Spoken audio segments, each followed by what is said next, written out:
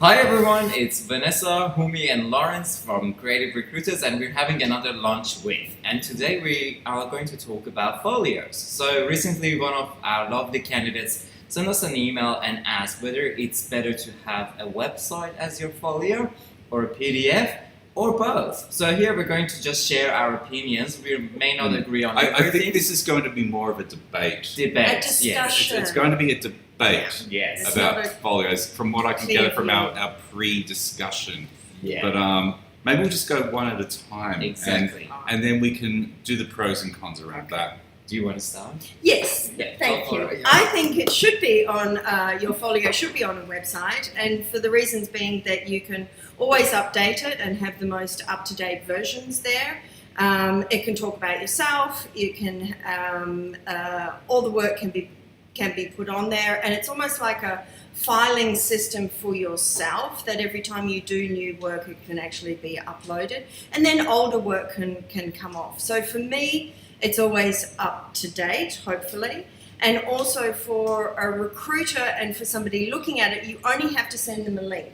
Yeah. And then it doesn't have to be under a certain size, or it doesn't get lost, or it doesn't get renamed. You just have to send the link, and I think that's super duper easy. Yeah.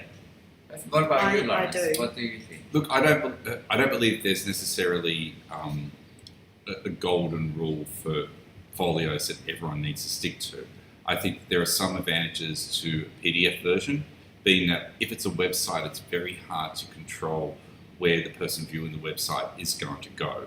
Mm-hmm. But you can do that with a PDF. You can take them on the journey that you want them True. to see. That's true. Whereas a website, you can't do that. That's And true. You've got to hope that they have the time to be able to sit down and explore your folio to see what they want to see. Whereas with a PDF, you can tailor it straight away to be that kind of work. Yeah, you're right. But of course, it also means that you want to make sure that the PDF folio is a good quality looking document, but still within a certain file size, as Vanessa mentioned before. You know, big file sizes just not going to work. A lot of corporate organisations will have limits on their emails and bounce back. And we've had people send us Dropbox links to files that are like 40, 50, 60. megabytes. Yeah, It's like by the time it loads, like it's Australia, I know our internet is not super No. fast. Like by the time it loads, I'm looking at the second candidate. Yeah. Yeah. Like- Or a Dropbox. I mean, what if we don't have Dropbox, or the client doesn't have Dropbox? Then Well, no, it's- Dropbox you can can view without having an account. So I do think cloud-based distribution is actually not a bad thing to consider. not But too you big. can't guarantee that like corporate organisations might have a limitation on Definitely, what kind they of do. sites they could even Yeah. go to. They might not even be able to access well, cloud-based systems. For us to even save something into our system, it's 10 megabytes. If it's more than 10 megabytes, we can't save it into our filing system for future references. So, And and what's your? I like both, but there are certain times that I like PDFs more. Sometimes I like websites more. PDFs, I love them because it's really quick to go through it. As Lawrence said, you just scroll down and you see an overview of what the candidate can do. PDFs is also really helpful for freelancers who do a lot of different type of work. For example, if you are a person that does packaging as well as corporate branding as well as something else, you can separate 3 different PDFs and brand yourself as a packaging designer, a corporate designer, and whatever else you can do. And if you're applying for a freelance job that is specifically, for example, packaging, you can send just a packaging work, and then that will help you get that job quicker. The only thing I have against websites is that some people who are not specifically web designers or have studied user experience or UI design, the navigation through their website is difficult. And that's really Lawrence said. challenging. Yeah, that's If true. I have to click back and then go down and find the next work and click on it and to view it Oh again, yeah, that is tiresome. I That's do. tiresome. I do agree. yeah, that's the only issue. So make sure if you do have a website, Think about the practicality of yes, it. yeah, Because a lot of people use really impractical platforms, and I know it looks good, whatever you want to say, but I have one It minute. takes too long. Yeah. I have 20 That seconds to wasn't see true. your work. Yeah. I like no one has the time to. Not just me, like even when we send it to clients. Ain't nobody got time for that. Yeah. And there's another thing that one of my clients once told me is that she was a traffic manager, and she said that. Stop harassing me. No. She said that, for example, That time of the year. their creative director liked the folios to be printed because he was so busy, he didn't have time, so they would just put it on his desk and would just quickly look at him. That's why she liked PDFs more. I think that will go out because I don't think many people would like printed things anymore. Yeah, what a waste of paper. Paper It's wasted. terrible. And they would, majority of them would be in full colour. You would need to see them in full colour. That's But if it's like a creative director that is super busy, they want to see your skill set in 15 seconds. Sure. So if they can scroll down, or if it is a website that it's easy to navigate, that's really Well, I think we also need to take into account here what kind of work you do. If you're a web designer, then obviously your folio should be on the web. Yeah.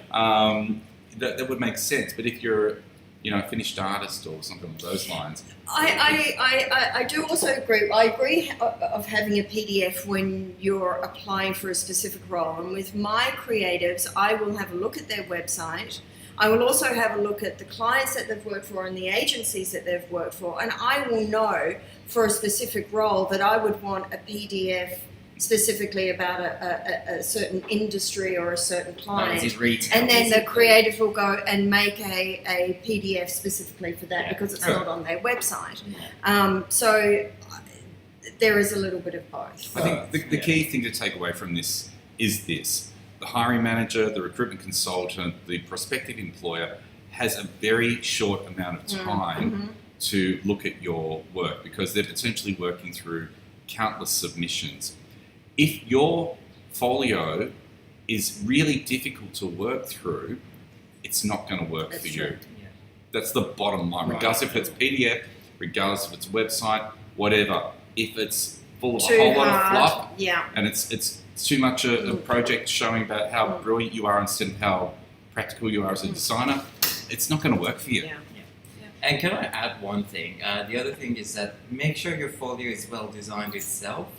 That's really important because sometimes you see people who have worked on really exciting projects, they lay out in such a unimpressive way that you think that their work is not good at all. It's actually horrible. And then you sometimes see we are judging. Yeah, but sometimes you see someone who's worked on like a simple project, but they're presenting it in such a beautiful way that you're just mesmerized by it. So I think there is a challenge though. If they're a professional freelancer, I hear you professional freelancers because I know that you're working from job to job and you don't necessarily think to ask for work to be to either be given to you or for permission to be able to put in your folio.